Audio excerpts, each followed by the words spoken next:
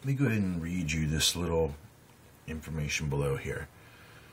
The mystery of Baphomet. When the Knights Templar were persecuted by the church in the early 1300s, one of the charges brought against them was their alleged worship of a severed goat's head called Baphomet.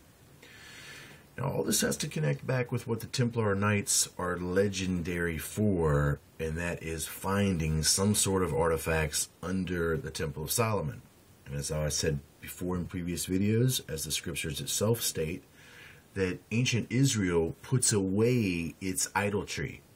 There is some place that it actually hides its artifacts from this time when it was in direct relationship or in direct guide by these fallen lords.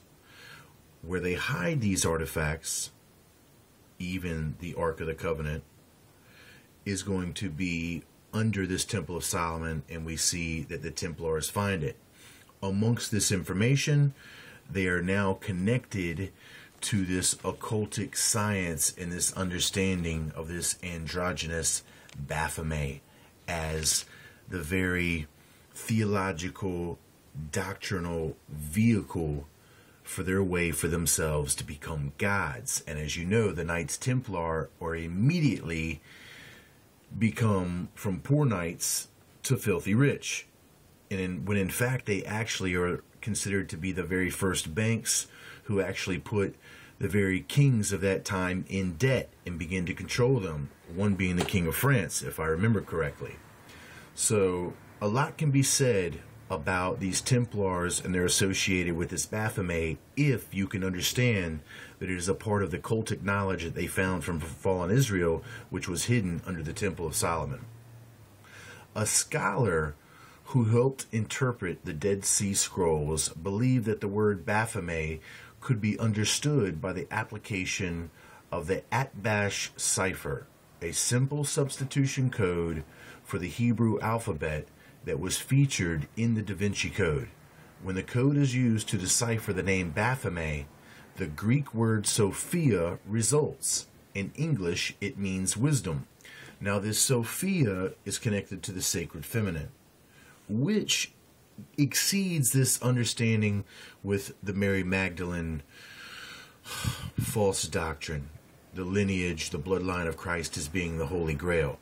We're talking about this wisdom Sophia is in Ishtar, the Queen of Heaven, and the bloodline of the Holy Grail that we're looking at is the descendancy of the fallen ones. As you can see, this symbolism is blatantly telling you, as you see it connected with the descendancy of these fallen ones now. The exact same thing, the exact same objective, just heavily layered in very deep symbolism.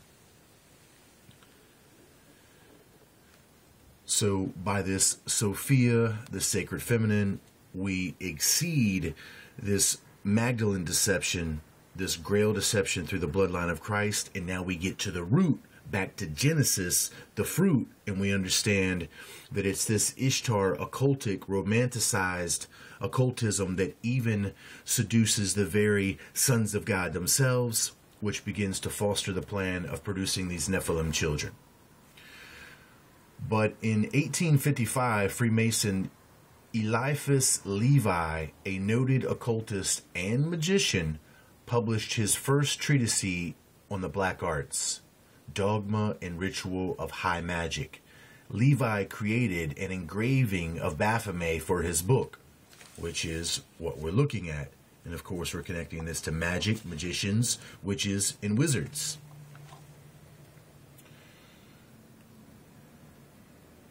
Levi created an engraving of Baphomet for his book, depicting the figure as a goat-headed winged demon bearing both male and female organs, with a caduceus as its phallus.